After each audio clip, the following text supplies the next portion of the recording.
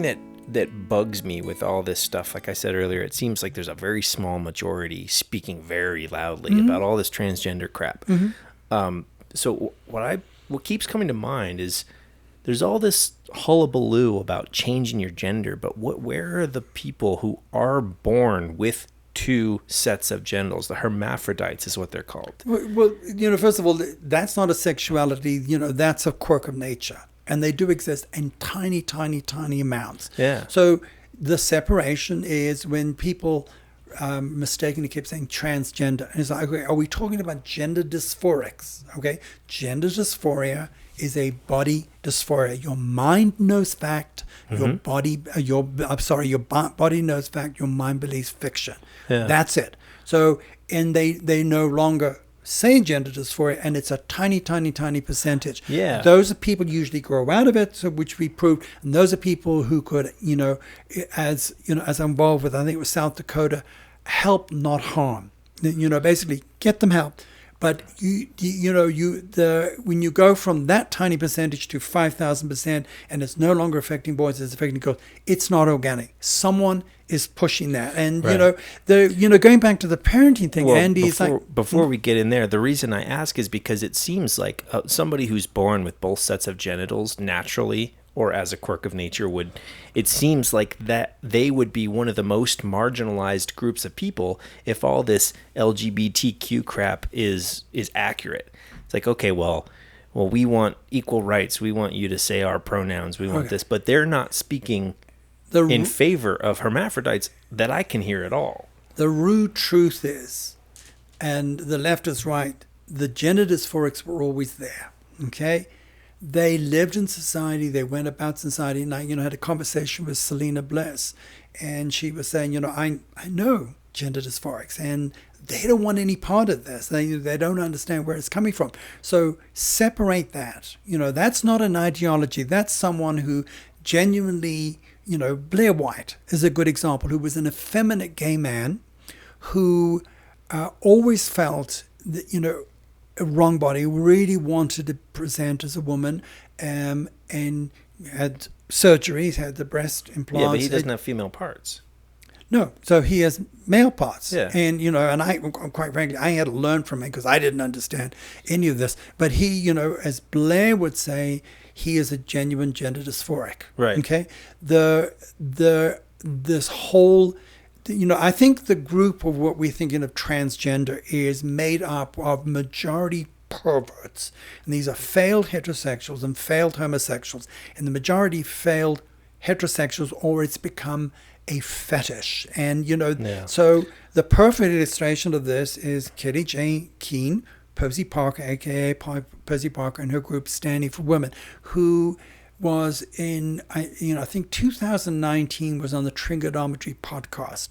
And even I at that point thought she was very harsh towards transgender. And she was like, don't give them placating inch, they'll take a mile. Yeah. And they have done. But, she said, I was in this, 2015, I was in this group of, lovely lefty socialists, Labour Party in England. And dysfunctional, disorganized, and it went to like 20,000. And she said, and then she started noticing what looked like truckers in dresses. And all these lefty women who were always for women's rights would go, oh, you're so stunning and brave. You finally figured. When no one said, well, it's amazing all these men suddenly in their middle ages decided, I've discovered I'm a woman. I'm always a woman. Where are the middle-aged women coming out and saying they're men? They don't exist. And of course, Posey, what motivated Posey was finally with this one person. Of course, they, straight men, and maybe you can explain this to me, and I don't understand it, a fixation with breasts. So these men, they're fascinated by all things feminine, the hair and the makeup and the perfume, the frilly knickers and all the rest of it, and breasts. So they get the breasts, they keep all the other stuff, otherwise they don't enjoy pleasure. Now they have access to, the catnip for a lot of straight men, lesbians. So they have access to lesbians in the dating sites, and then in all these women's groups, in women's changing rooms, locker rooms, sports. Yeah, that's not and, good. and as, Well, it puts regular women at risk. Of course it does. It would, puts them at risk in jails. And, crime-wise, when they commit crimes, we have the taking a knee media would go, this person raped this woman with her penis. It's like, no woman has a penis. And then that's recorded as a crime by women. Women generally don't commit those sort of sex crimes. Right.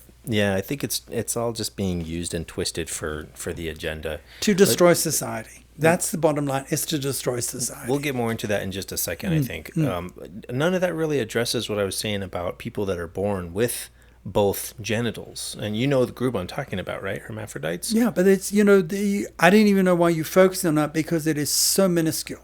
And it's like well, the reason I focus on it is because you mentioned earlier that the LGB community is 4 or 5 or 6% of 5.6%. 5.6%. So it's about the minority. The whole reason I'm asking about hermaphrodites is because all of this is born of we're a minority, we want equality. That would be like, let's hold a society focused on anorexia. Okay? That's a body dysphoria. And it's like, why would you do that? Being a hermaphrodite's not a body dysphoria. No, it's not a mental thing. So, but I think, the percentage is so minuscule. And yes, those people, when you study them, there's usually a point, if they've not been lied to, when they go through puberty, one of the sexes takes over. And that person either feels more one or the other, and then they make a decision. Because usually they've got partial testicles, or they've got, ovaries or something. And then they have the surgery, and then they choose. And so, but to focus on that tiny, tiny percentage is, is really a red herring. And, you going off on a tangent, because that's not what's driving this agenda. We have the... Oh, no, I know that. The reason I bring it up is because the sentiment of this agenda is about feelings and is about the people who are marginalized, and we want to be a part of everything too. As far as the trans ideology, it's about feelings, but nowhere do I hear the trans ideology lifting up those marginalized tiny percent of people that are born with both. They're completely ignored.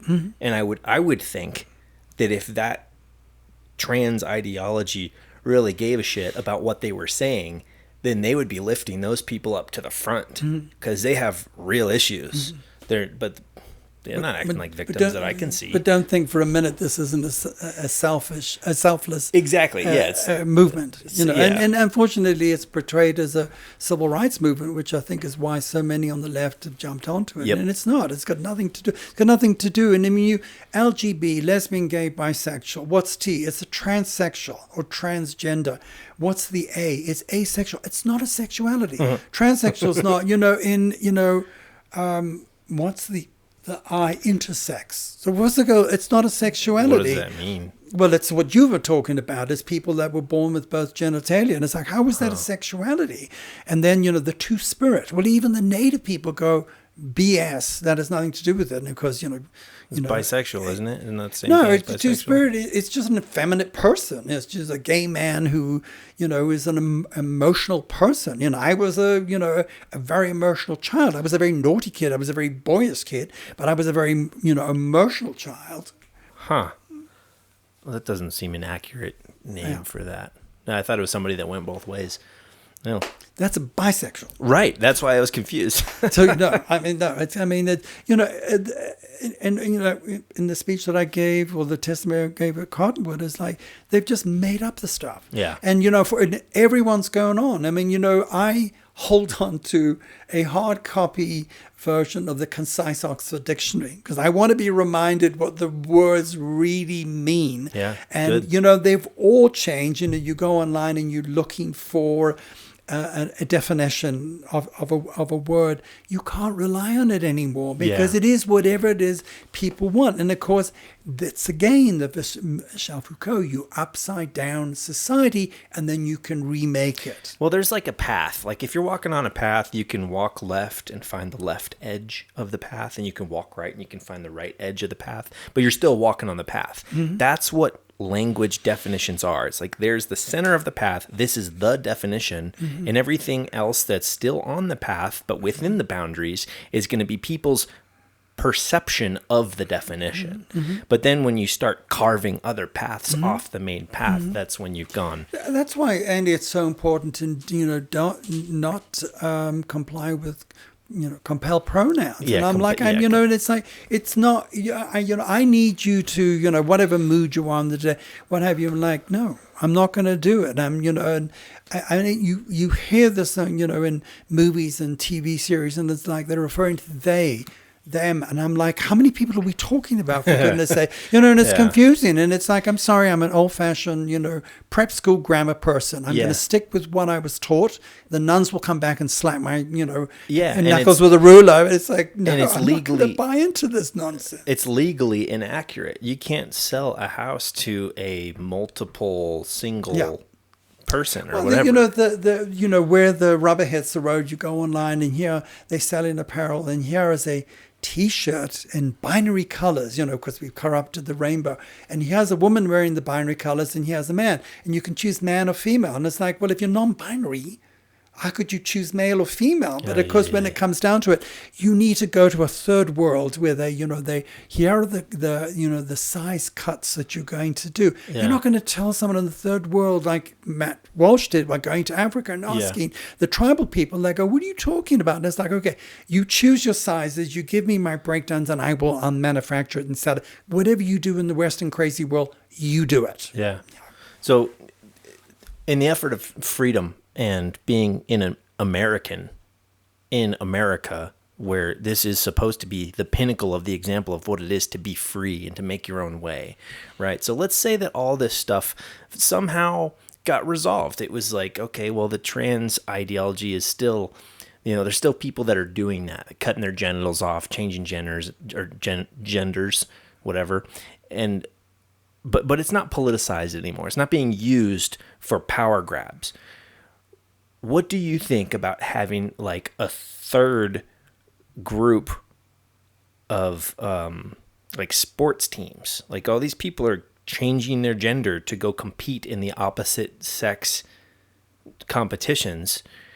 But let's say we just made a whole new one. It's like, okay, well, if you're male, you compete for male. If you're female, you compete for female. If you're trans, whatever, go over there, have competitions. The easy answer is no. Yeah, why is that? And Kelly J. Keene said it. I mean, to quote her, that when you give them a placating inch, it's so dangerous, and they take a friggin' mile. And they've already done it. So no, why would we change society for something that's a complete fabrication? And, Tom Horn, our wonderful education secretary, I think it's education secretary, he asked me, and, Paolo Giuliani Zen, who ran for Arizona governor, got me a 20-minute session with Tom, and it ended up extending it another 10 minutes because we had a really good conversation about this. And he said to me, but do you have a problem with a transsexual over 18? And I answered it very badly, and I had a conversation with Lucy Renner-Wheat about it. It's like, you know what? We've already done this. It's part of our Gender Generation PowerPoint presentation that we created. Stick with what we know. It's an oxymoron, sex is binary, three sexuality. But the truth of it, humanity is better than this. We should ban transsexual Holocaust surgeries, because that's what it is. Yeah. And we're going in that direction, and yet let this minority continue being the victims. Let them keep shouting. Let them keep performing. They're out there abusing women, attacking women, particularly, they're standing for women. And let them decide their own fate and ignore them. And when I see stuff on Twitter about, their plight and, their, victim violence, and it's like, ridicule them. Just ridicule them, because that's what they are. And, here is a man pretending. And I just tweeted, #failed male, #failed female. Mm-hmm. And that's what they are. And it's like, I'm sorry that you failed to launch as an adult human male or as an adult human female. It's not society's problem. Yeah. And quite frankly, you bought into this BS. You've created this little tornado, and we're not going to get sucked into it anymore. Yeah.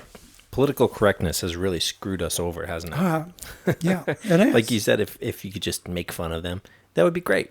Yeah. That would be great. People are going to pile onto you, at least online. In person, I think it's a different story. I think what's interesting, Andy, is that I have not been attacked yet. I mean, I have, cyber buddies on Twitter who just, get stressed out by the attacks they got. And I'm going, did they just not notice me? Because I am very vocal. I am very, very blunt Brit with my car. And I think a part of it is, if you send me a notification, I'm going to read it. But I don't go into all the other messages and read them and start looking for problems. It's stressful enough as it is. Yeah, it's not so, worth it. it's like, I know who I am, and you can accuse me of lots of things. But the good news is I've lived with me for 67 years. I know who I am. So call me racist, call me transphobe, call me all the other stuff.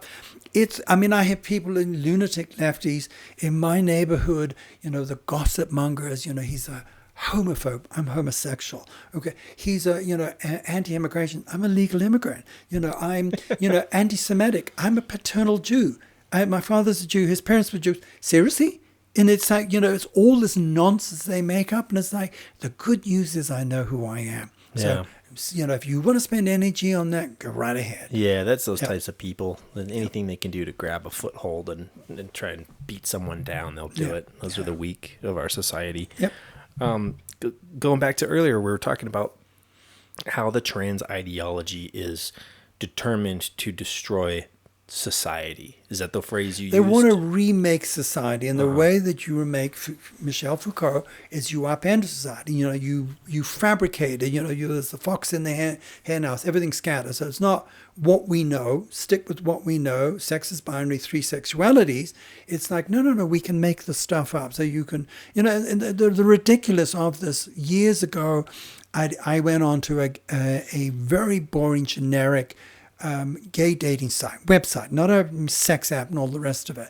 And you have to, you create an account, and then of course you have to tell them what your interests are. So are you, you gay, are you bisexual, are you lesbian, to separate it. And there was this long list of radio buttons for you to choose. And I'm reading down demisexual, genderqueer, and I got to the end, no gay, no lesbian, no bi. We got cancelled. And I'm like, imagine that. What? Seriously, it's just like, it's a joke. So you go, and, I think in this fight that we're doing, the saddest thing for me is the Republicans won't talk to the left, particularly the feminist women in England who are amazing. And those women won't talk to Republicans, and they're acid test is Trump. They just can't stand Trump. So they put out a wonderful documentary called Adult Human Female, taking the term from Katie J. Keene. And I watched it. It's brilliant. And these are these amazing, and they're English, they left, they're socialists, but smart, researched, and I re-edited it. And I took out the criticism of Republicans. They don't need to hear that criticism of Trump. I don't need to hear that. And I moved it around so that it started with Joe Phoenix, who's amazing and defines the transgender idiocy of it. And I credited them, and it's called Trans Patient Zero.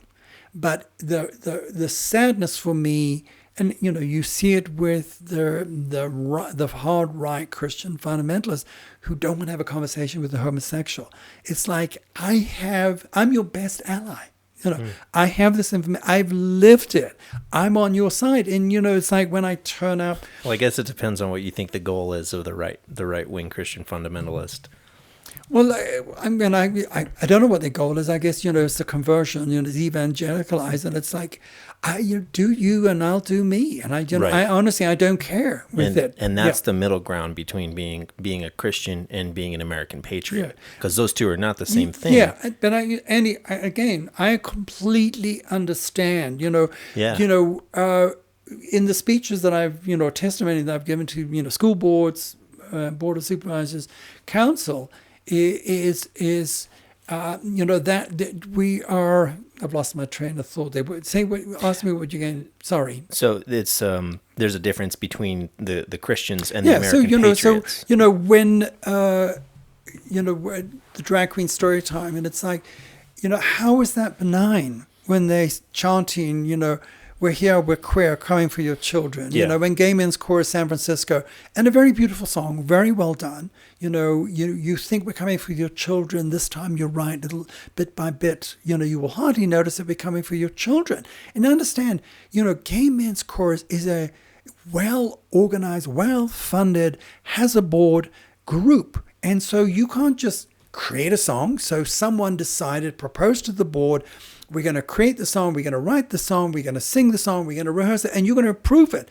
I mean, it's like, where were your brains when you put that out? And of course, when the backlash came, they were like, oh, no, you misunderstood. We just don't want your children to grow up to be bigots. And I'm like, oh, so other people's children, not your business, and you decide what's a bigot. Well, the Libertarian Party under the Mises Caucus took out the word bigot out of their platform because no one could agree. But the Rainbow Plantation people, and all their, their hierarchy, this, new preferred alternative sexuality, they know what a bigot is. And I'm like, butt out. It's, the people that you are making your enemy are the people that granted you your civil rights. Yeah. What the hell? Yeah, exactly. Why do you keep poking Mama and Papa Bear? It's the victim mentality. It's that everybody's an enemy.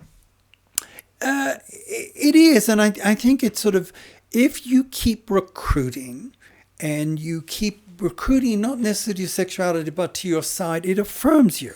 And so you don't feel as marginalized or victimized. And it's like, you know what? It's not society's problem. Get on, pull up your big girl and boy pants. Get on with your life.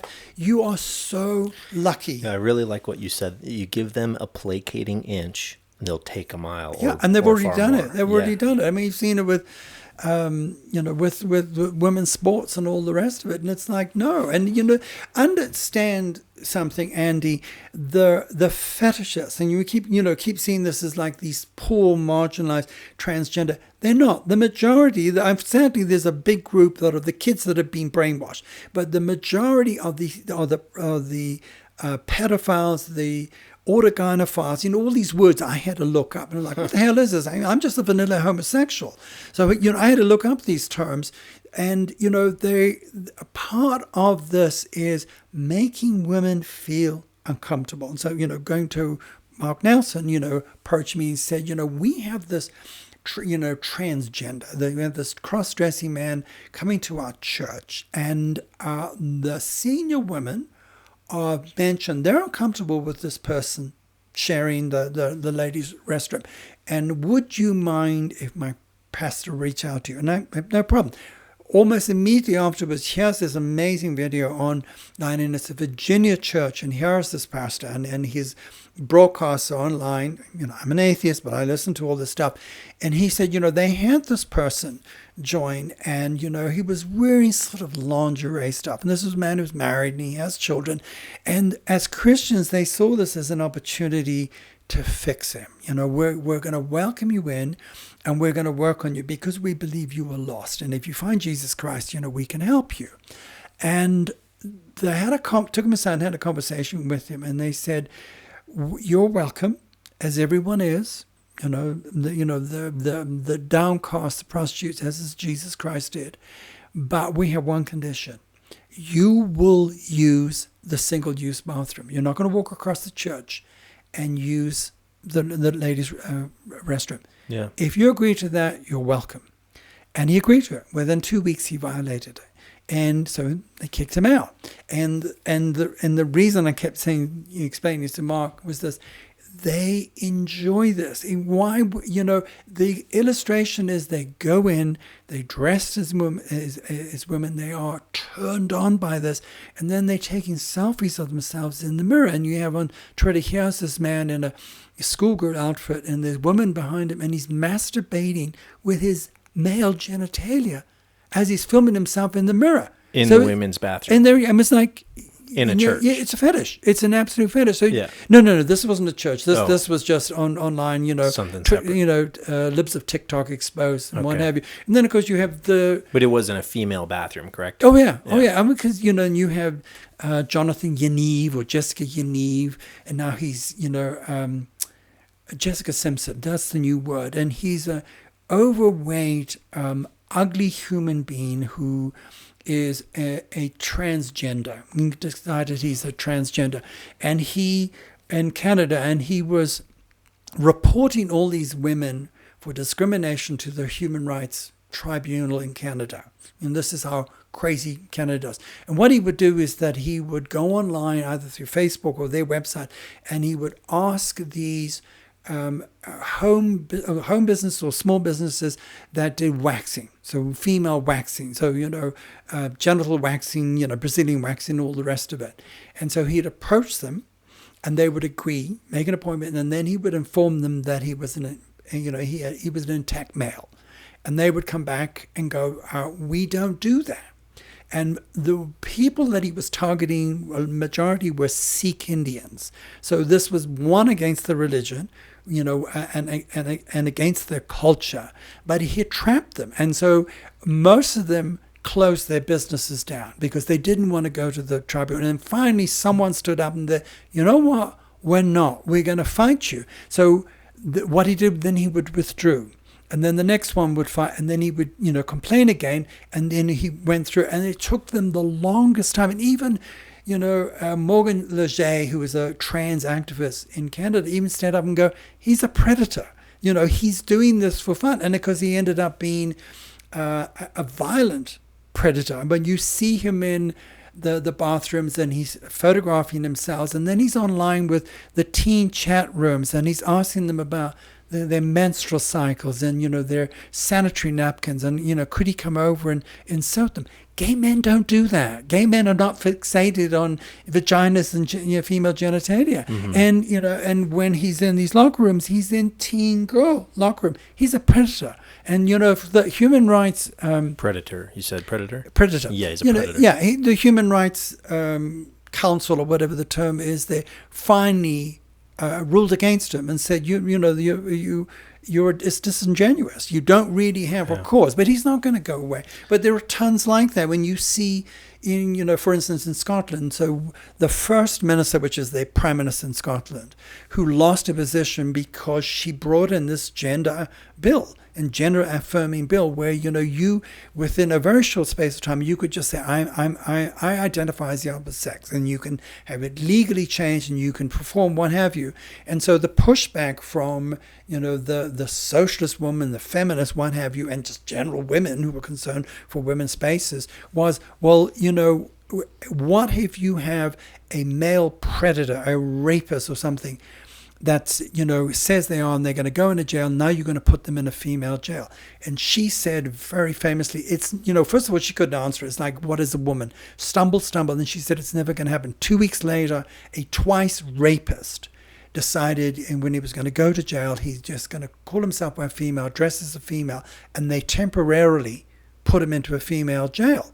And it was the penal people that kicked him out and moved him. It wasn't there. But she lost her position. She finally had to resign. So that was, a great example of us pushing back. But, I have a video on, it's called The New Women. And it's taken from the line, the comedian Ricky Gervais, like, I love these new women, the ones with, COSCK and beards, not the old-fashioned woman, those annoying ones. And it is incredibly funny. But the Glinda report, this is Graham Linehan in England, and he, one of his newsletters had just long lists of all these sexual offenders who are now considered them transgender. So I put it up there, and it's literally their male name, their now pretend name, and their sex crime. And it just one by one, 3 seconds falls. And it's a long video, and I have the audio from Ricky Gervais and also the audio from Kelly J. Keane Trigonometry interview explaining this away. And in the one of the worst ones was this rapist who was put, I can't think of his name, was put into jail, and suddenly the female inmates are getting pregnant and being raped and being sexually assaulted, and like, that's impossible. He identifies as a woman. Because the thing to understand about the transsexual surgeries, you lose pleasure. Okay, if you're losing your vagina and your womb, if you're losing your penis and your testicles, you have no pleasure. Yeah. So they're not going to do that. I mean, the whole point of this is to be aroused. So it's the best of both worlds. I've got male genitalia, I've got these breasts that I can play with, and I can dress up as a woman, and I can intimidate the shit out of women because I can go into their spaces, their changing room, their locker rooms, and I'm a failed male athlete. Yeah. But by the way, now that I compete with biological women, and I can win, and where the Riley Gaines, all these people speaking out who are, quite frankly, the heroes, and Yep. the Republican women in Congress who are the heroines, and then I go, where are the men? Where are the Republicans? And you first of all, you're not ready to have that conversation. And you've left it a Daily Wire to lead this charge. When are you going to get engaged? There's a few in there. There is a few, but we have the front runner for president for 2024, President Trump. He's completely compromised. I mean, can you talk a little bit about that? Because I saw it in your email, but I didn't really, I didn't get to look into it. Understand, President Trump is a known quantity to me. I lived in New York City for 10 years. I lived way too long in Cape May County, Atlantic County, where, Atlantic County is where he has his casino. And I work for an interior design and flooring company that I think at that point, years and years ago, had 2 stores. And they ended up now with 13, very successful. But they were fledgling. And they got the contract for the Trump Casino for natural stone and tile. The only problem was President Trump had no intention of paying for it, and then he put them out of business. So he's a ruthless businessman. I knew who he was. He's always been a liberal Democrat. And I didn't vote for him in 2016 because I didn't think he was serious. And I was offended by, grab women by the genitalia. He's cheated on all his wife. He's ruthless in business. He's rude. Why would you support this man? Well, of course, he was the owner of Miss Universe, and he endorsed when he was asked, his biological male wants to run as a woman. He agreed to it. And the litmus test for any candidate is to ask them the question, thank you, Matt Walsh, what is a woman? And if they cannot answer it, Ron DeSantis didn't even hesitate. President Trump was like someone grabbed his cadoolies. He was awkward, he stumbled, and Megyn Kelly asked him this question, and it was like, after all this time? Seriously. And, my outreach... So people were asking Trump, what is a woman? And Megyn Kelly recently interviewed him. What is a woman? And he couldn't define it. And he referred to Bruce Jenner as she. It's like Bruce Jenner is a male. And he's always going to be. So he's already complied. And then, of course, you see log cabins endorsed by President Trump, Richard Grenell. So what is the log cabin? You said that the log cabin Republicans, and to me, is a closeted gay male conservative dating club. That's what they are. And it formed 40-something years ago. And I think, quite frankly, the acid test is in the name. Because you can ask Republicans now, and they go, what is log cabins? Who are they? And what does that name mean? Well, it came from Lincoln's log cabin. I mean, you couldn't have chosen a name more, furthest from identification with homosexuality than that. Why? Because I think they're closeted. It's like, we're going to form a name, and we're going to be a LGB group to advocate in the Republican Party for homosexuals. But we're not going to say LGB. We're not going to have any of those Stonewall, those unoriginal names. We're going to call it log cabins because we're Republican. It's confusing. Yeah. And so I think it was Bruce Bauer very recently. He's probably 1 year younger than me. So he's a 50s baby like I am. And I think he lives in Scandinavia now. And he was, an early member of it. And he was like, what happened to log cabins? Where did this tea come from? Where did you start calling us this? When did you basically surrender to this ideology? And it was so refreshing because I feel like I'm the lone voice shouting at the mountain. And it was like, and I was never involved. I mean, I remember log cabins years ago, maybe the 90s, and I remember seeing a TV article. And I looked at these guys, and they were the most ordinary-looking homosexuals, buffalo plaid fleece jackets and olive drab and camouflage. And I'm thinking, those look like the guys that I'd like to hang out with. I just don't like their politics. I'm having to deal with the freaking rainbow freaks. But apart from that, I had nothing to do with them. And then, of course, until recently with the Phoenix chapter. And, Charles T. Miranda's the president. I think he's responsible. I think Richard Grinnell's had a very poisonous effect on them. And the acid test is here is, and I can't think of his name at the moment, the head of the GOP in Texas has never given log cabins a table. And my gut feeling is it's a religious bias. And I kept saying to Lucy, we find out. You have the card. Reach out and find out because I'm dying to know. And in my mind, no Republican, no conservative, no constitutional conservatives should give log cabins, rainbow flag, rainbow progress flag, any place in the Republican Party. We are patriots. We have our flag. We're not going to swear allegiance to this banner. It's poisonous. And yes. you see that they have this little table. They can ignore them.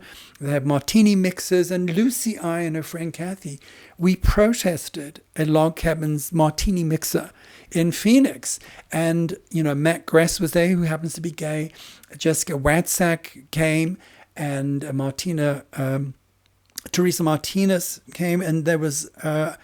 I think Jessica Watsack didn't come, and I think Matt Case, because I was nailing them on Twitter. I'm like, how dare you, as Republicans, go and have this mixer with LGBT for transgender people? And Jessica Watsack made a fool of herself, yelling back at me like I was being anti-gay. And I'm like, it's kind of in the title. And it's like, and then she finally posted a picture of her with Scott Pressler, who was this effeminate, wonderful gay man who's done more for, voter registration for the Republicans than anyone. And she was like, see, I'm not, homophobic because I'm photographed. And I'm like, well, what next? You're going to bring up a token black friend and go, look, I'm not racist. Look, I'm photographed with a black person. Right. And she constantly missed the point. And it's like, I'm sorry, you're compromised. And I think for my stance, and it's my personal stance, not necessarily LGBT Patriots, is I was prepared to endorse whoever the Republican primary winner. Now it's like I can't support anyone who's affirming transgender ideology. Otherwise, what the hell am I working for? I mean, that it's a lie. And President Trump, it's no. I absolutely cannot. And, LGBT Patriots is the only group that endorsed Ron DeSantis' Parents' Right in Education. Wholeheartedly. It's on our website. It's on the endorsement page. I've even loaded the the Don't Say Gay. And I read it. It has nothing, has nothing to do with it. And to me, Ron DeSantis, Vivek Ramaswamy are helping protect LGB from the rainbow poison people, because when the backlash comes, and it's already happening, we're going to be blamed. The everyday gays are paying our mortgage, paying our rent, getting on with our lives, enjoying our Red Dot specials and our Amazon purchases and what have you, lesbian clogs, whatever it is they wear. We're in society and we're enjoying it. We're done. We won that. But, why do I spend all this time? Why do I, accept invitation for the Patriots and parents to stand there and speak for them? Because, they're my fellow Americans. This is my tribe. It's not the rainbow tribe and the friggin' freaks. They, everyday people. And the truth of it, Andy, is they don't give a flying fig what you do in the privacy of when you take it onto the street, when you take it into the public parks, as they were trying to do in Payson, and we managed to get them pushed out. And it was a children's park. And when you naked in public and the police turned a blind eye, when you were having sex in public and the police turned a blind eye. Where is this happening? Folsom Street, San Francisco. Okay. There we go. Never mind. Not surprised. Yeah. And, when you bring your kink and you're doing it in front of kids. And by the way, the kids are the majority heterosexual family kids. Yeah. So who's bringing those children to be rainbow indoctrinated? And the video I have, Rainbow Pride, is they're coming for your kids, and I have it on YouTube, and I have it on my BitTube channel, and it literally is just their film their voice and repeatedly saying it, and YouTube banned it for hate speech. I'm like, it's their speech. I didn't say anything, and it's like, I'm a gay man criticizing, and there was no room to, to appeal. And that was my second strike. And the third one that'll be the end of my YouTube. And you know what? F you. I don't care. You can go away. Yeah, well, you don't want to be posting up on a censorship style website anyway. Which is why I'm loyal to BitChute. But they for the longest time, even Twitter was putting a warning. When it linked to BitChute, and it was a warning. And it's like, stop that. It doesn't do that anymore now that Elon Musk bought it, or I'm not sure. I know I posted something, Alex Jones. Well, and it was flagged, and and I was complaining, and I thought about it. But love Elon Musk. He's a fellow Southern African. It is not a free speech platform when you violate rules, and were you misgendered, were you dead named, stuff and that's it was not real. Yeah, and it was like nonsense. And I'm sorry, hurty words. There's no such thing as hate speech. There's only speech that you don't like, and you've offended. I don't care. Grow up. Mm-hmm. One of the greatest things about the American flag is that it's already inclusive. Yeah, absolutely. This place was built by immigrants. Yeah, absolutely.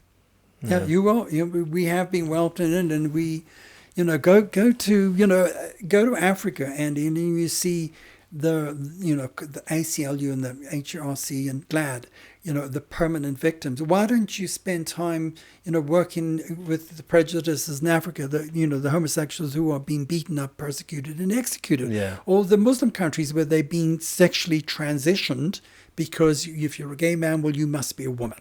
Those are the way you have, an interesting point. GLAD, I remember GLAD for ages, and I remember. What is GLAD? This is the point I'm making. I remembered it as like something like Gay Anti-Defamation, but I couldn't. Where did those two A's come in? So I went on their website to be reminded, and I couldn't find it. And then I found out they retained the GLAD. They just took out the meaning because they wanted to be inclusive of transgender and all the other fabrications. And I'm like, you're a fraud. In Human Rights Campaign, used to advocate for LGB. They don't advocate for LGB. They advocate for transgender and all the other, craziness. Originally, it was like a gay activist group. It's always been a gay charity and gay advocacy. Gay Yeah, anti-defamation, like the anti-defamation league for Jews. Fighting anti-Semitism in theory, which it isn't. But it was that. But all these groups have been corrupted. I was an ACLU member for 20 years. Card-carrying member of ACLU. And I respected everything they did because it was about civil rights. It was about the Constitution.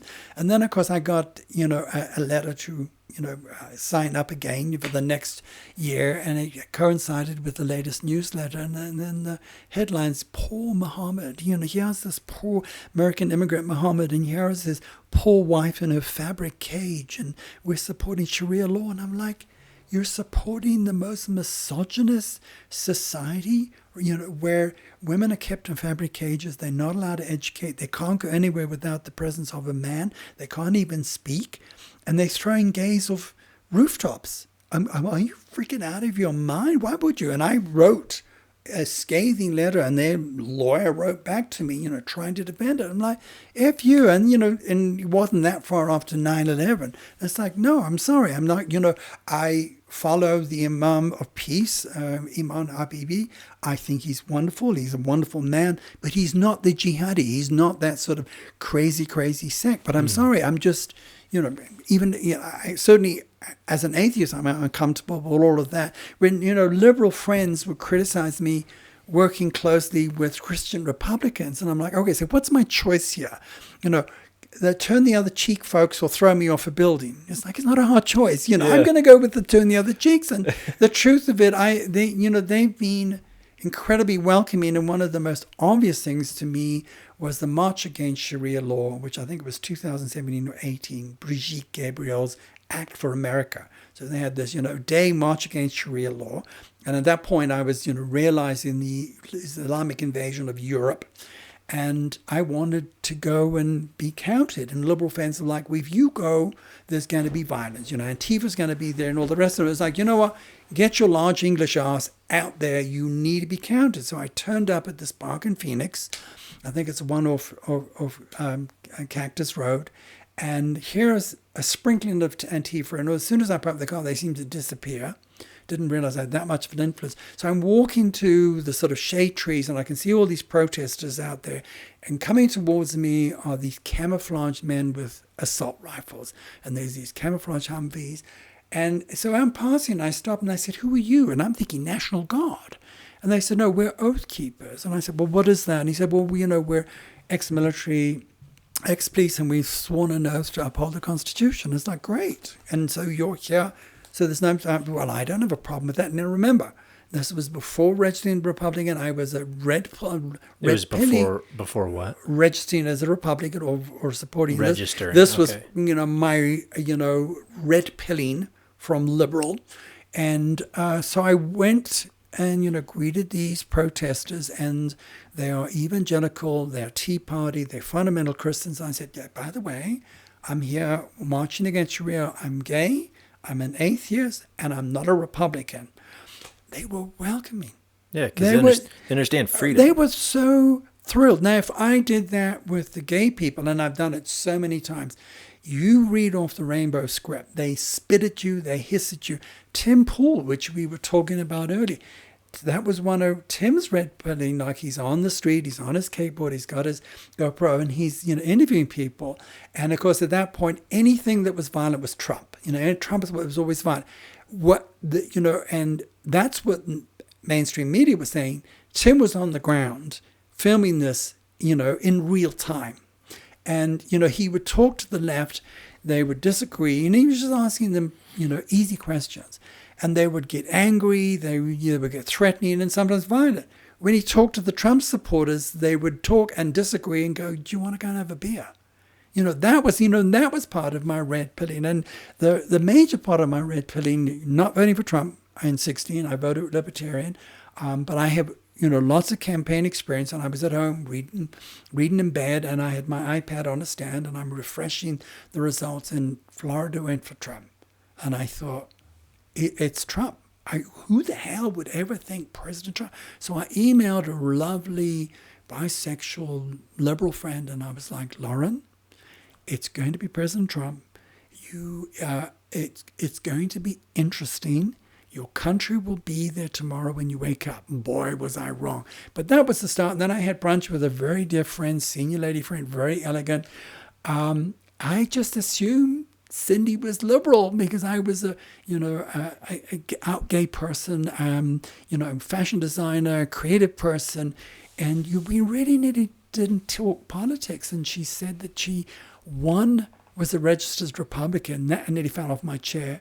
Two, that she voted for Trump. And the thing that really, really hurt me was she was bullied into not telling anyone. She was that frightened. And I thought, hang on a second, something's wrong. And I walked across the aisle. I started watching and listening to people that were verboten. Ben Shapiro. I'm trying to think of the outrageous gay, Milo Yiannopoulos. My God, I mean, if you want a trigger word for the gay community. And so I watched him, and Milo, Milo's mentally ill, but he's as smart, as anyone. He's smart as Einstein. He's sharp-witted. He's very, very quick. And he was attacking Islam, unabashedly attacking Islam and attacking woke. And he was a huge Trump supporter. And I just found it very amusing. So I did. But it was, I started listening to those people and suddenly realizing, they aren't what, the right are not what you've been told them. And I thought... Yeah. Straight men were my enemy because they hated me. And it's like, the straight men are very simple, okay? Laugh at their jokes, affirm them, don't ask them about friggin' feelings because they don't even think about that stuff. They're easy, just don't make passes at them in the restroom, and, don't make passes at them, in any other situation. They're not interested, okay? But you can be friends with them, and, they're selfish. They don't care. They, honestly, they focus on their sports, they focus on their beer, they focus on their women, they focus on their own lives. That's what they're about. It's like, it's you guys, it's you gay guys that, selected who you think your enemy on. They're not. They're not even paying attention to you. Yeah, so much of that is perception given to you by the media, though. It's like, Yeah, we're you don't know until you victims. interact. Yeah, exactly. Yeah. So, how long was the process of you getting red pilled, basically, from? It was quite quickly. I mean, first of all, as I've said, I read vivaciously, but so 16 was the election. 17 or 18 was the Brandon Straker's walkaway campaign, walkaway Democrats, and really that's what pushed me into doing the videos and going, on putting my face and opinions on video, which was kind of scary. And I was the 4th of July, 18 or 19, I was up here in Prescott Valley, staying with Mark, and I had already joined the group. I was very excited about the group, and I had given a written testimony. And Brandon was pushing that week for everyone to start doing video testimonials. And it was, it was a very scary thing to do. And I just decided, Mark was very encouraging. You need to do this. And of course, certainly he was happy to pull me away from the left as a, right-wing Rhodesian. And so, crack of dawn, I walked out, walked up into the mountains, grabbed my iPhone 6, turned it on. And, and it's hard talking to a camera, and it's hard, pulling your thoughts together. And I did, and I submitted it, and it was approved, and they actually asked me to surrender my copyright to them, which I was happy to do so they could use it. And I watched the reactions, 100, 200, 700, 1,000, 2,000, 3,000. Mark and I was like watching a New York taxi cab meter. This is a selfie video that you took? Yes, it was. Yeah, it was a testimony about why I'm walking away from the Democratic Party. Cool. For the, so that was the start of it. And then, I was pushed and motivated, and I had a falling out with the walkaway Democrats because Brandon went very quickly from this is about walkaway Democrats. You have to have been a Democrat or an independent to will take anyone, so that he could inflate the numbers. So the forums became filled contentiously with people going, "I'm so glad you found Jesus." I'm going, I'm walking away from the Democrats. I'm not walking into a church. I mean, so that, it became, very argumentative. And then, so I broke away and I started a group called Liberals to Red Pill, very tiny group. And then, of course, I managed to get 10 minutes with the last Yavapai County Republican Executive Committee. And that was Lois Furthman, Connie Martin. And ironically, I came up with the College Republican United, which is the group that invited Nick Fuentes to talk. That was a scandal a few months ago, and I like Rick, and Rick's said we have an issue to sort out with the executive committee, so we've got an hour slot. We would like you to come, but we would like to interview you. He didn't say interview, but we'd like to meet you. Burton Bar Library. So I went down. I'm thinking 1 or 2 people. It turned out to be, like 6 people Inquisition. And they grilled me on my politics and my gay politics and all the rest of it. Well, I passed with flying colours. We carpooled up there, and I, listened to whatever the issues they had. And then last 10 minutes, and I nailed those. And Connie, and it was like, why do you have Trump Pride, 2016 to, 2020? Rainbow Pride is poison. Wait, this is what you're endorsing. You're endorsing. And Lois got up, walked across the room, took the Trump Pride sign, Rainbow Pride, and threw it in the trash. And I'm like, good. That was the start. The real motivation was, working with Lucy Rayner Wheat, and I was, constantly griping, why am I not getting, I know people, you're on campaigns, why can't you get me 5 minutes with a candidate? And Lucy happened to be in Phoenix overnight with Lori Z. Gray, who I feel a realtor. She was on Jim Lemon campaign. She worked on Kerry Lake's campaign. wonderful woman. And I'm like, both of you, why can't you? And Lucy said to me, she said, look, I'm flying out tomorrow. And she said, you've sent me all this information. It was like, how do I put it together? How do I put it into something cohesive? So I thought about it and I said, you know what, we'll put it, I'll do a PowerPoint. So we worked on a hour-long, the gender generation, and it explains the whole... The gender generation? The gender. Oh, the gender, like in transit, gender Okay. generation.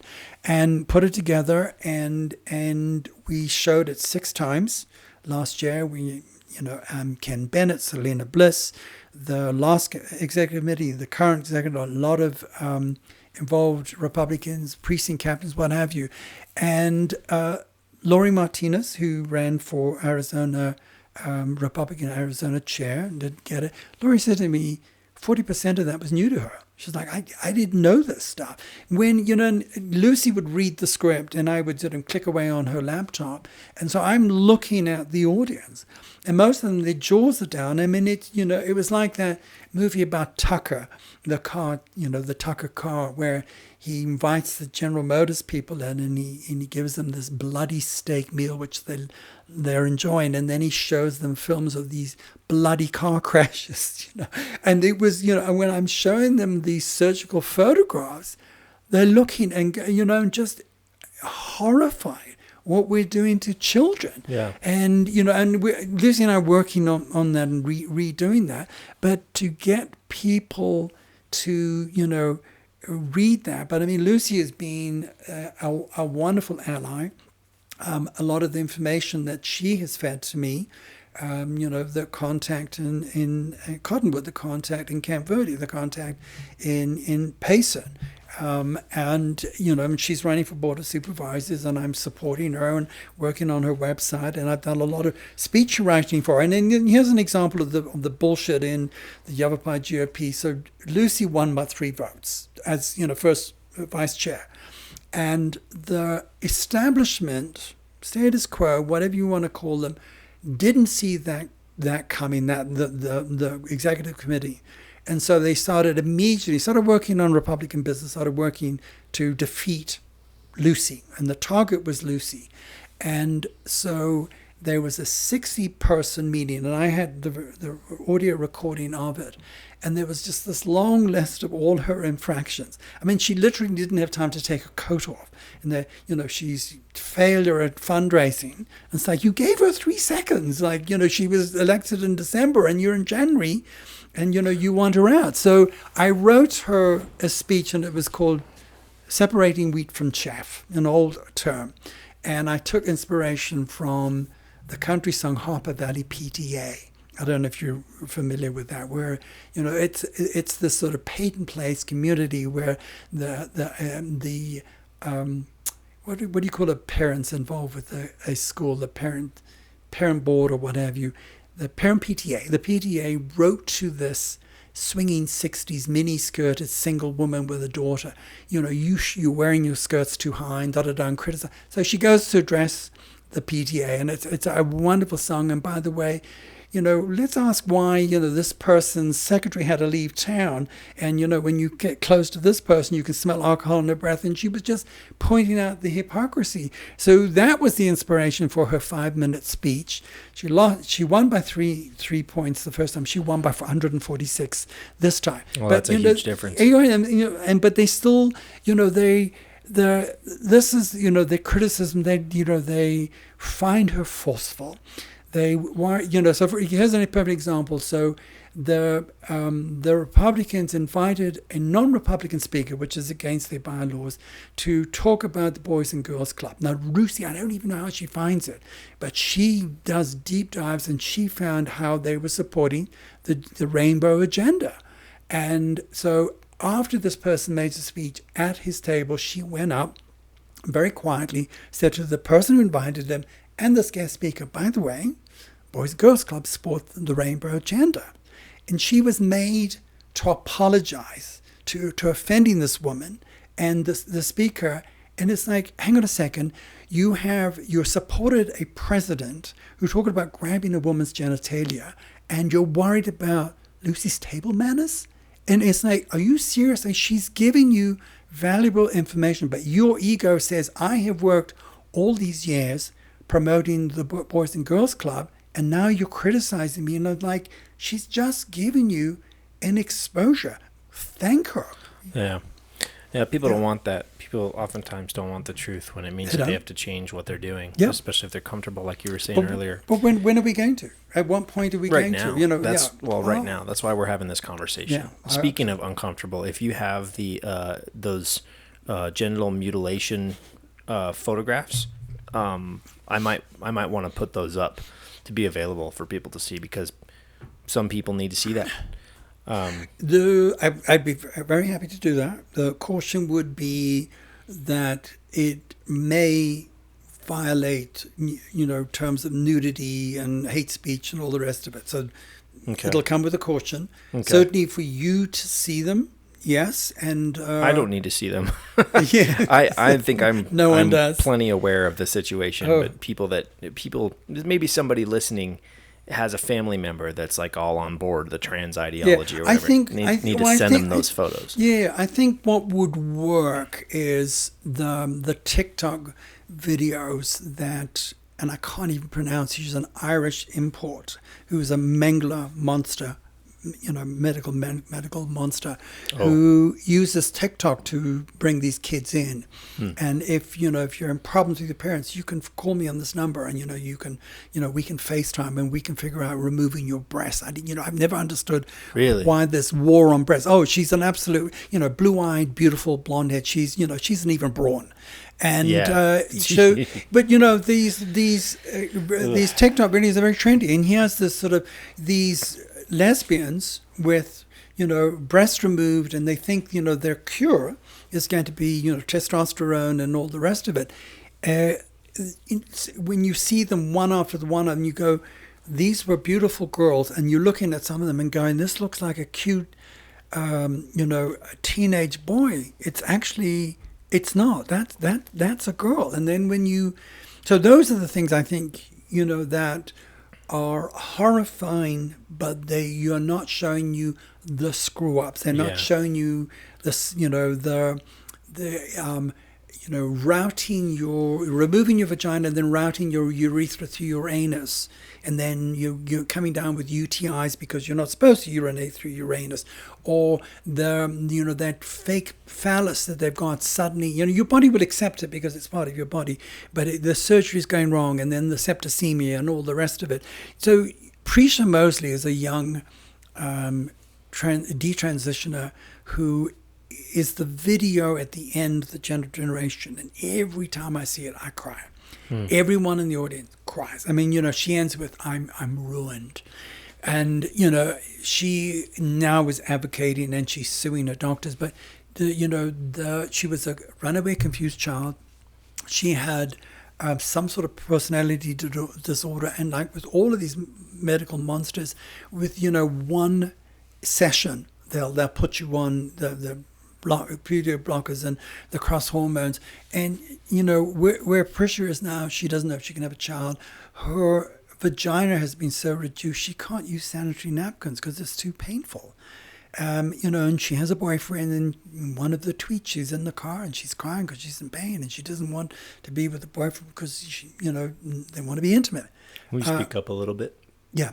So, she wants to be intimate. So, that's, she isn't ruined. I mean, she's a lovely woman, and she will never recover from this. But she's, found affirmation. She's found a strength from other detransitioners. And she has, been flown around the country to testify. In fact, I think this week she was flown, I think, to New York State by parents to help her rescue their daughter. Do you know anybody personally who has had one of these surgeries? Not knowing. I mean, I can spot what I think is a transsexual. In fact, my last gay bowling group, which I'm no longer in, there was Bridget, who for some reason, every time we were there, she was in the next lane and took a real liking to me, and I was like, I got $10 on it. that Bridget used to be Barry or something, and it's a, delightful person. Yeah. But but not not one of these transsexual freaks. Yeah. Which is what Do they you are. know anybody personally, like a family member, a friend, or anything, or even an acquaintance that is in support of this trans ideology, the woke ideology? Oh yeah, every single person voting Democrat.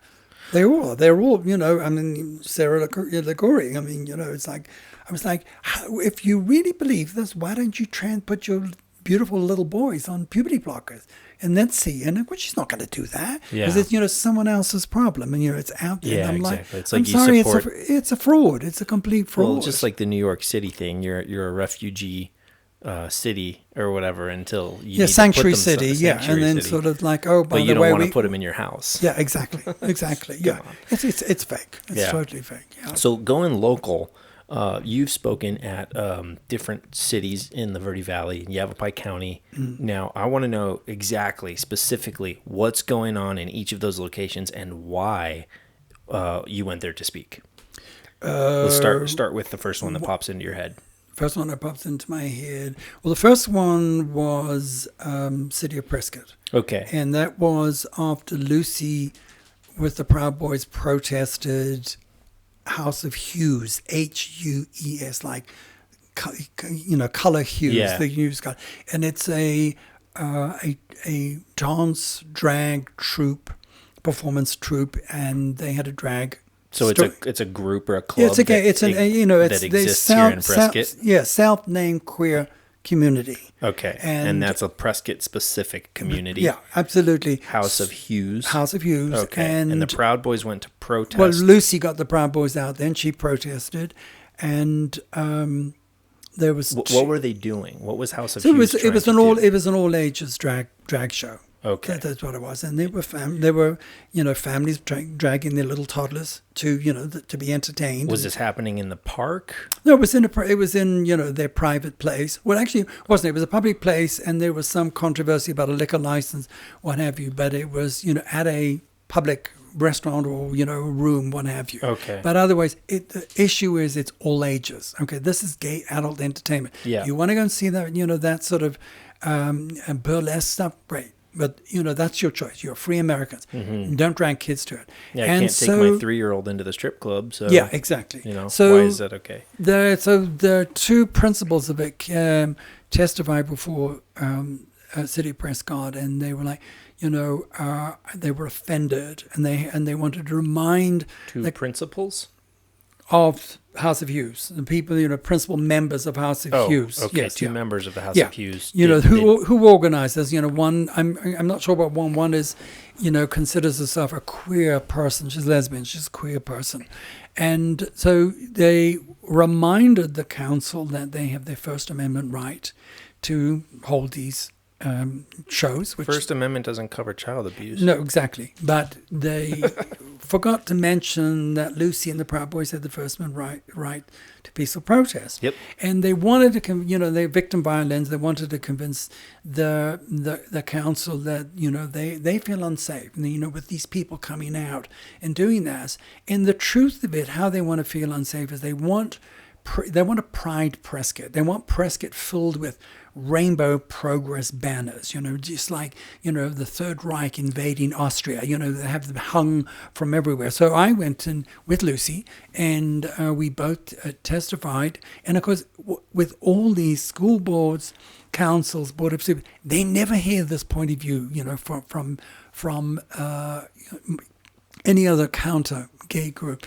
And I reminded the council that, I don't feel safe as a gay man when I'm, for instance, in, the rainbow town of Bisbee. And I was down there in 2020, and it was right after George Floyd, killed himself with his, his behavior and his fentanyl. And, there's shrines to George Floyd. And if you didn't kiss the rainbow ring, they and endorse all of this nonsense and the masking and the COVID nonsense, they ostracize you. I know the hate from the left, and it's like, I don't feel safe. You know when I feel safe is when I see, the law and order of Prescott Police, and, this council and this clean city and the American flag and my fellow Americans. That makes me feel safe. So don't buy into this, victimhood. That was the first one. Then so with that House of Hughes, they were testifying to the Prescott City Council? City Council, and they were protesting the protesters. That's basically what they said. Okay. They're playing the victim violins, and, we are very special people. And, the point I was making to the council was, we're LGB, we're lesbian, gay, bisexual. We're not queer. It was the most egregious slur. What is queer? What does that even mean? It's like calling someone a faggot, or calling a black person by the N-word. It really, so, all my student days in London, every single day I'd walk out, I'd have kids in the neighborhood, calling me queer. And it's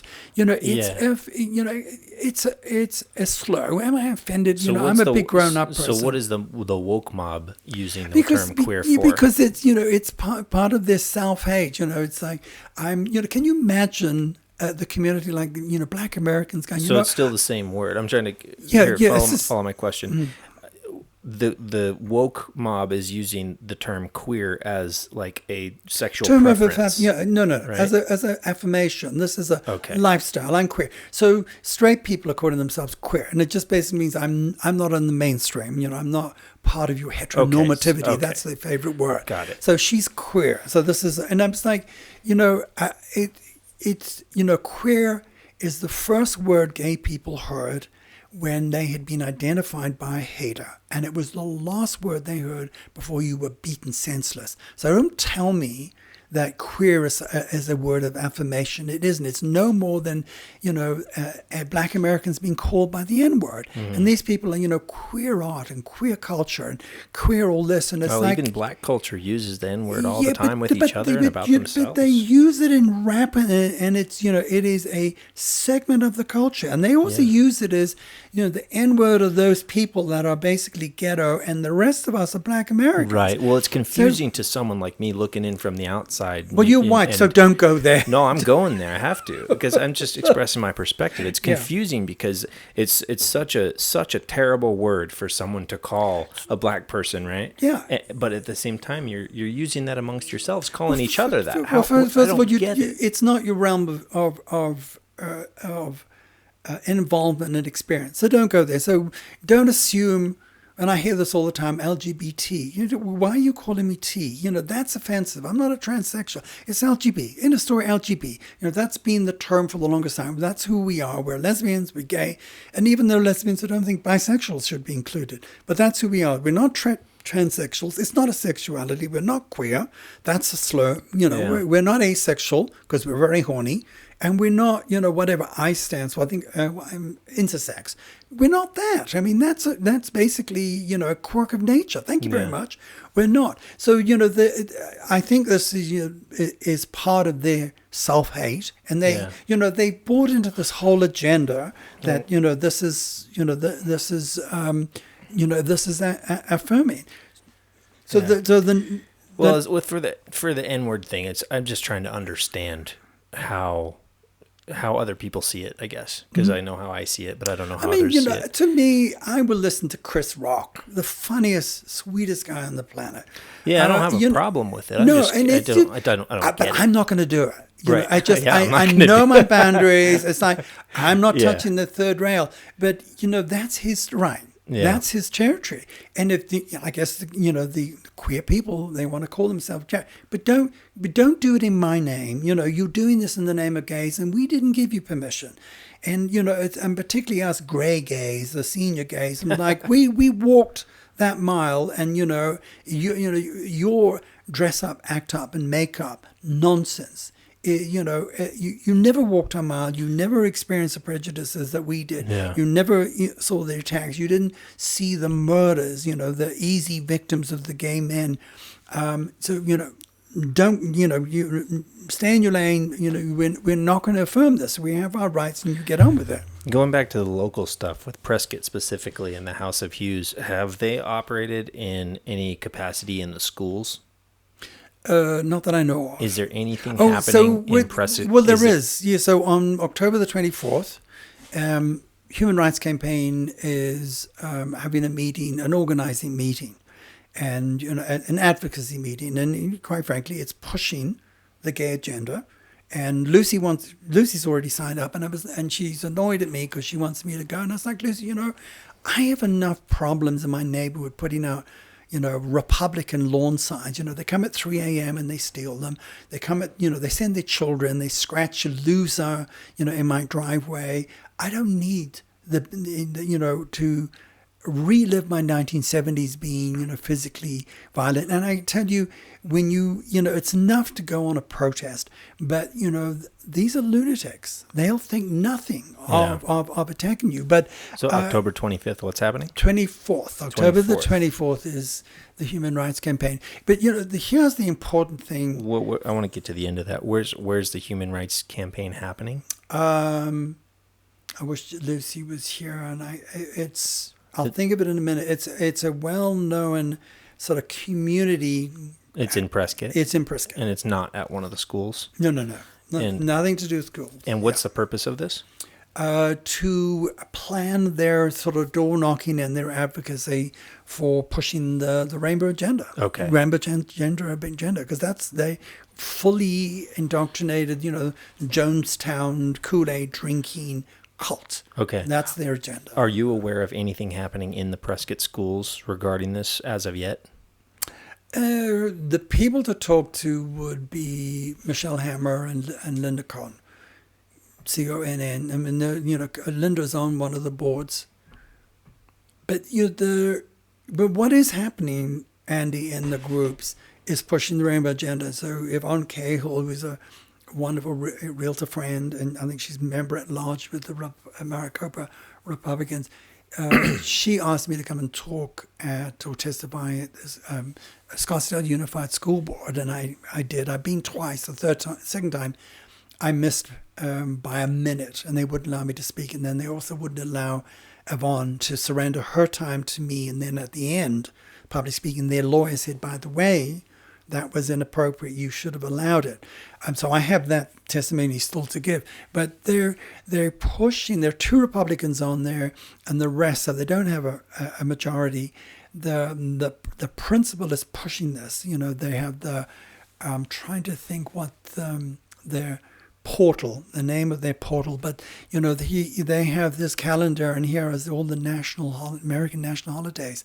Rainbow Pride Day or Rainbow Pride. I'm like, that's not a national holiday. It's like, man, there's a new one every other day. Yeah. Totally. It's just, it is, So what's happening in Cottonwood? So Cottonwood, and I've actually not met her, but seen her, Lisa Duvernay. She's on the council, and she's an ally, and she's pushing to have the mayor recalled. When you say an ally, ally to whom? Ally with me. Okay. She's not a straight ally with the Rainbow crowd. Okay. And she gave me a very cute, girly wave from the podium before I spoke. We've actually not met, and afterwards, even from council podium, she texted me afterwards and said, "Did you see the faces of the LGBT?" So what's she doing there? There is a bar owner who's the Queen Bee in Old Town Cottonwood. I don't know his name, and I need to get it from Mike Nacito. And Mike invited me up, but I was already in contact with Lisa Duvernay, trying to figure out how we could work with Lucy and be supportive and speak out and push back against this agenda. So what is the agenda that's being attempted to move into Cottonwood? The whole agenda is drag queen intrusion. Transgressions, to push it into the schools, to all ages drag crime. We're going to indoctrinate you, and we're coming for your kids. And this is going through the city council in order to be established? They're allowing them to have the all ages drag queens, allowing them to use public spaces. The city council is the one that's allowing that? Yes. Really? Yes. I'm surprised you're surprised. Well, I mean... But, you watched my video. Did you see the mayor's face? I mean, when I said this is a 10-year-long April Fool's joke, and you've been had. Yeah. And he looked down. Yeah, I saw that. And the question was, why are you supporting this? Yeah. And so Mike Nacito, and I understand something. I'm a sissy gay man. Here's Mike. He's an alpha male. He's a big burly guy, and he's impeccable manners. And he met me at Camp Verde, and I'd gone up to speak against the library, bringing in inappropriate material, adult material for children, and I had only found out on the day, and I think from Lucy. And so I changed my plans, ran up. I had no prepared speech, and I arrived with LGB Patriots. And of course, here's all this massive crowd, and I'm thinking, who's ally, and who's friend, who's foe. Over in the corner here is these people praying. So okay, those are friends, but not everyone's doing that. And a couple of people was looking at my T-shirt, LGB. Speak up a little bit. Yeah, LGB Patriots. Do you want some water? No, I'm good. Good, okay. Thank you. Yeah. And they see LGB, you're the enemy, and then they see the Patriot, and they can't connect it. Yeah, exactly. And then they start trying to sneak a peek at, our gay pride colors are red, white, and blue, not rainbow. And and I finally went, hold my T-shirt out. You're allowed to read it. And, and then approach people, and then realize you're, on our side. And there was a couple there and said, we really want you to get involved in Cottonwood. And, there were so many allies and in the queer community there. And every time there was someone stood up, they held up these printouts of the rainbow transgender banner. But the majority of people who walked up to speak were for the proposal to push the books, the inappropriate material. And who are these people mostly? Is just citizens? Just citizens, people okay. coming out of the woodwork who've been galvanized, catapulted into this issue. Okay. And let's go through a real quick bulleted list of what's happening in each town that you're aware of. So Cottonwood, you said that there's a group. It's all the same. They're targeting the libraries because that's how you get hold of kids. Okay. And they're also bringing in, rainbow pride because we got to be diverse and inclusive. Right. And quite frankly, would you put a burlesque, naked, stripping thing? No, you wouldn't.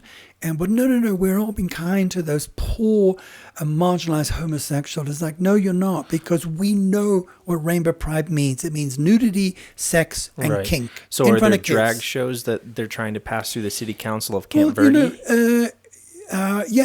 Yes. Are there drag shows that they're trying to pass through the city council of Payson? The point here is, Andy, is well, I'm asking specific questions that I want to know the answers to. All ages drag shows. Right. No one's raining on their gay parade. It's like you can have whatever you want. You can sing a dance, whatever. You're not going to do sexualized shows with children. Right, but that's what they're trying to pass through. That's absolutely the city council of Payson. Yes, because the council sees this and as Camp Verde. Camp Verde was the library. Okay, so there's different things happening in these different towns. That's what I'm trying to focus on. For the local people that are listening, I want to know, in Cottonwood, this is what's happening in your town. Yeah. In Payson, it's something different, and this is what it is. Will you help me answer those questions? Yeah, but it is and it isn't, because it's what any access they have that's going to push the agenda, that that's going to get in your grill, up in your grill, and mess with your society. Is the libraries. And under the guise of, we sexually, where it's just that sex education. Yeah. Except it's all about gay sex education. And then, of course, it's the gay queen, the rainbow story time, what have you. And understand, Andy, the Drag Queen Story Hour is a well-funded DC organization. This isn't a organic swell of we're just a bunch of homosexuals that are capricious. I have a question. It's your show. Is there the DC Drag Show organization? Yeah. Is that the organization that's trying to pass these things through these city councils? Yes. So these are the answers I need. Yeah. So you can go on and Drag Queen Story Hour, Google it. And you'll find it, and you look down all these chapters, and it's not in all 50 states, but but in some of the states, there's a bunch of them. So that is, but understand, Andy, our last Arizona GOP chairperson, Dr. Kelly Ward, is on video. Happy Pride Month, and here you have Log Cabin Phoenix, the gay and transgender community.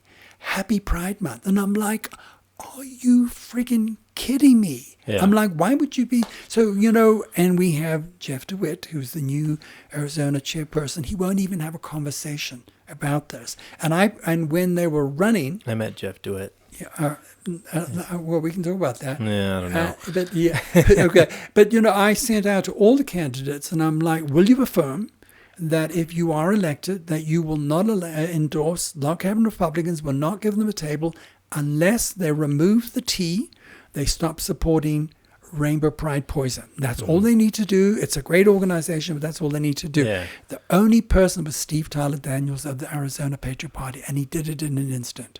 Yeah. And no one else did. Earlier you said that violence is never the answer, and I said I disagree. And I'm gonna use an example to try and paint a parallel so that you can understand why I'm asking the questions about the specifics.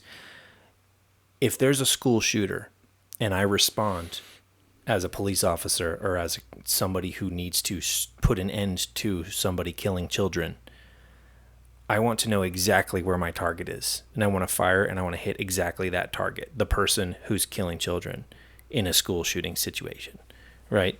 So I need to know where they're at. I can't shoot them unless I know where they're at and they're in the sights. Otherwise, I'm just spraying and praying. So the reason I'm asking about these different towns is because there are multiple ways to fight this war. And one of them is political. And that seems to be the one you're leaning toward. And there are other ways, concerted citizens gathering en masse at these events. But they can't gather unless they know what's happening and where. So with Cottonwood, you said it was... But you've just, forgive me, but you've gone off the trail. And we're talking about violence and never the answer. But your example is stand your ground. And I have, I'm sitting here with my 6 hour on my very wide hips, okay?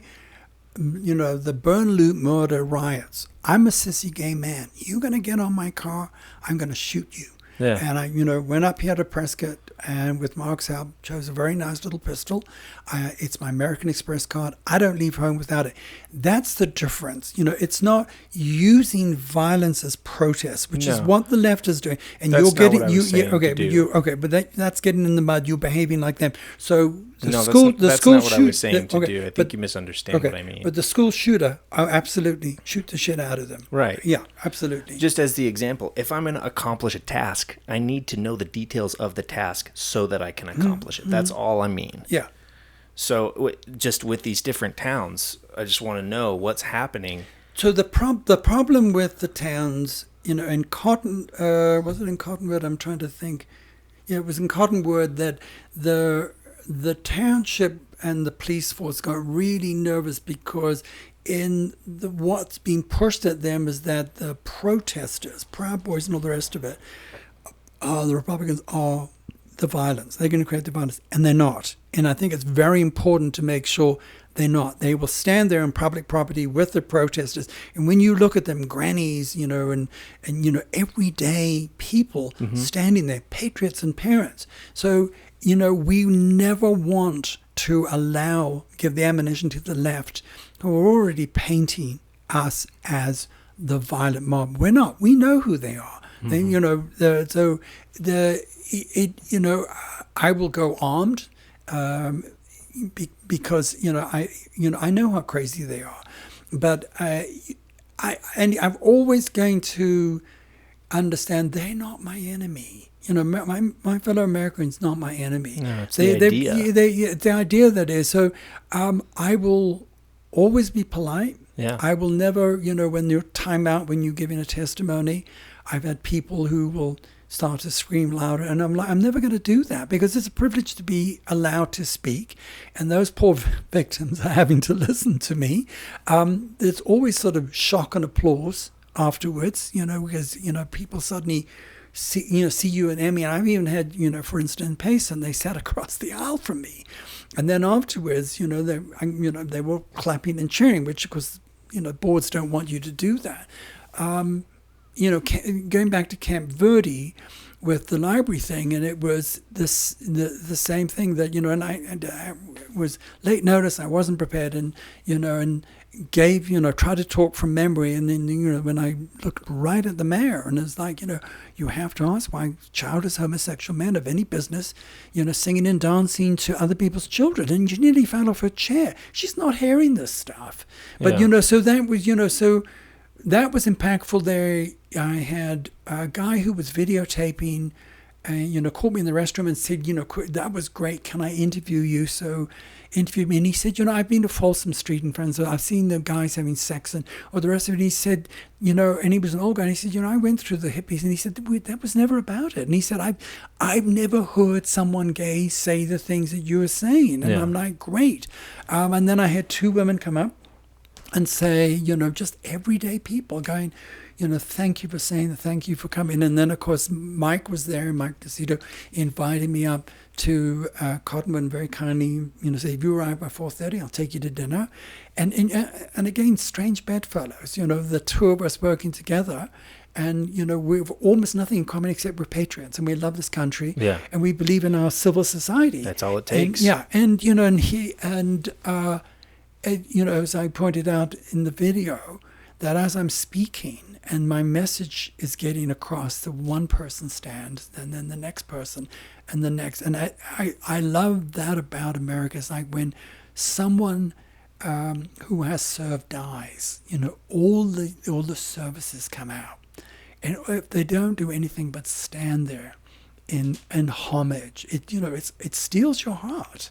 And it's like, other cultures, Japanese culture, when, they don't, grandiloquent thank yous, they just quietly bow and hold it. And, and it's so impactful. And these guys standing up, they're not disrupting, they're not clapping, they're not cheering, but they're literally saying, I'm standing with you. And it's very powerful. Am I losing my voice? It sounds like you're losing your voice. Yeah, you've been going hard, man. I have been going hard. Yeah, it's awesome. Trying to think if there's anything else that we need to touch on. I mean, there's the minor attracted persons situation, which is just another facet of this whole woke crap. Andy, for the longest time, the people would say to me, patrons would say to me, the T, the plus sign, LGBT, AI, whatever, plus. I just thought, well, you don't have to recite the whole freaking alphabet. Yeah. It was, whatever. And they were like, no, that means MAPS, minor attracted people. And I'm like, come on. And then, of course, you start seeing more and more people come out. You have Peter Tatchell in England, who basically, he's pushing for basically pedophilia for, consenting adults to, pre-puberty, what have you. How he has the balls to actually say... Pre-puberty? Yeah, absolutely. Like, if that child doesn't, isn't harmed, I'm like, you know what, Peter, shut the F up. You are self-assigned, miserable homosexual who thinks you speak for us. And there's a documentary called Hating Peter Tatchell, and you can watch it on Netflix. And he, is, but going back to the 70s, Andy, it was the lesbians in the gay rights movement who pushed out NAMBLA and, the boy love people. So, that's always been there. I think that's always going to be there. It's just, you just don't affirm it. So I found this this list that I think you sent me, communities being affected. And it shows kind of each one, the ones I was looking for earlier. So Payson is an all-ages drag show and a drag queen story hour. Yeah. City of Cottonwood is the exact same thing, all-ages drag show and drag queen story hour. This is how, but it's not in the schools. This is how to understand it. There is a agenda to pride every town. I don't misunderstand it. I understand that. Yeah. But like I said before, if I'm going to shoot my shot, I need to know what I'm aiming at. So... City of Phoenix Library sponsored Drag Queen Story Hour, birth to age 5. Yeah. City of Camp Verde Library sponsored inappropriate adult material for children. And then City of Prescott, the House of Hughes All Ages Drag Show and Drag Queen Story Hour.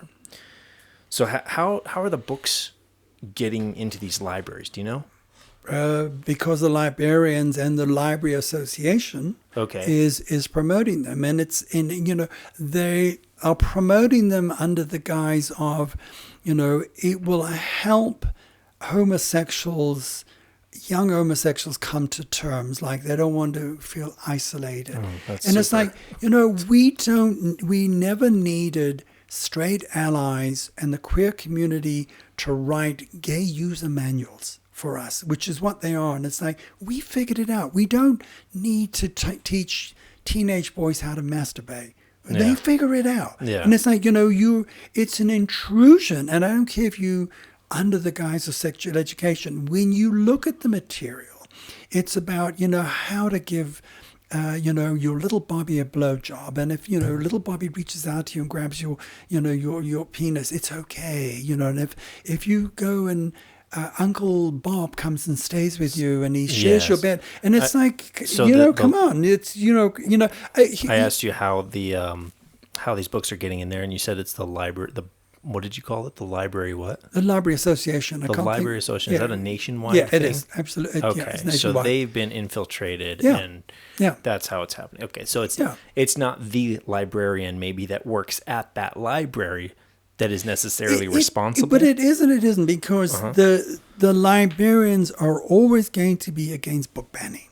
And so it comes in under the term the Republicans are banning books. And I'll give you an example. I had lunch with someone I talked with, delightful woman, smart. She's a new author, creative, wonderful human being. So we're having lunch with her, and we usually don't talk about politics, but, we're kind of like, what are you doing with your life, what have you? So I explain, my advocacy, LGB patrons, what have you. And she said to me, she's in working with Republicans, she said, I'm so frightened of Ron DeSantis. And I said, in what way? And she said, well, his ego.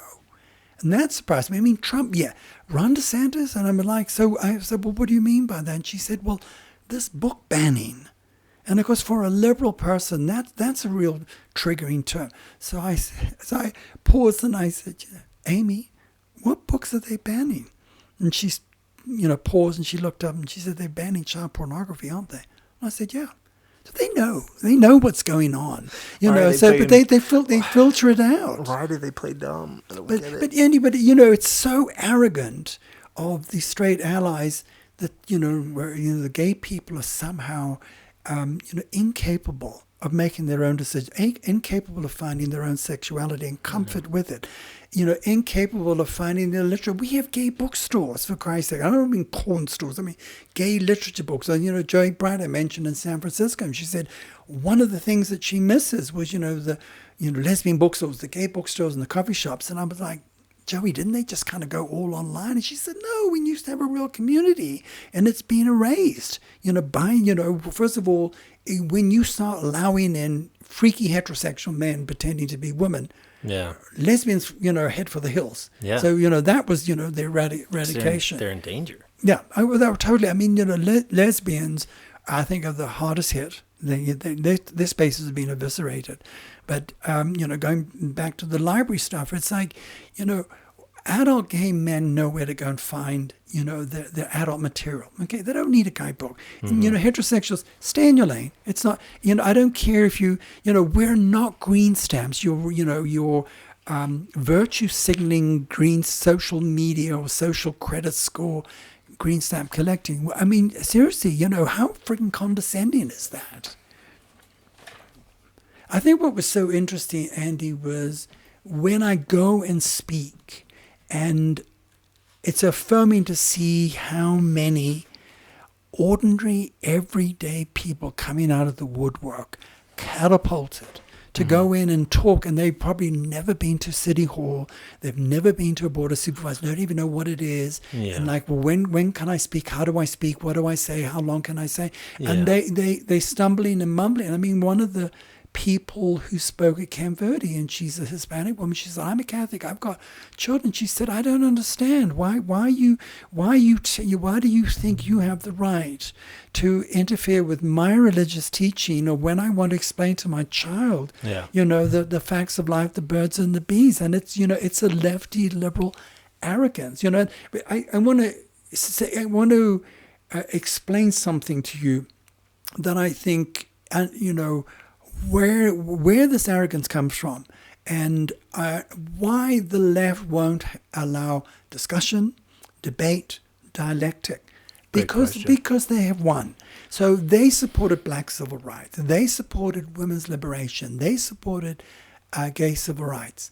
They believe they're on the right side. They've always been on the right side. They are the human. So there's no need. We've won. They put themselves on this sort of moral plinth that used to be the religious right moral plinth.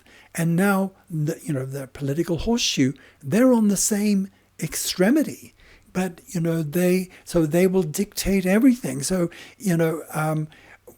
all this affirmation, all this transgender, we're going to go along with it because if we've been on the right side of all these movements, why wouldn't we be on this transgender movement? Except it's not a right because, none of these movements, any of them, women, gay, blacks, said, I need you to lose your civil rights for me to gain mine. And trans are doing that. They're saying, women, you're going to lose your vocabulary. You're going to lose your spaces. We're going to call you cisgender. You need to move over for pervert men.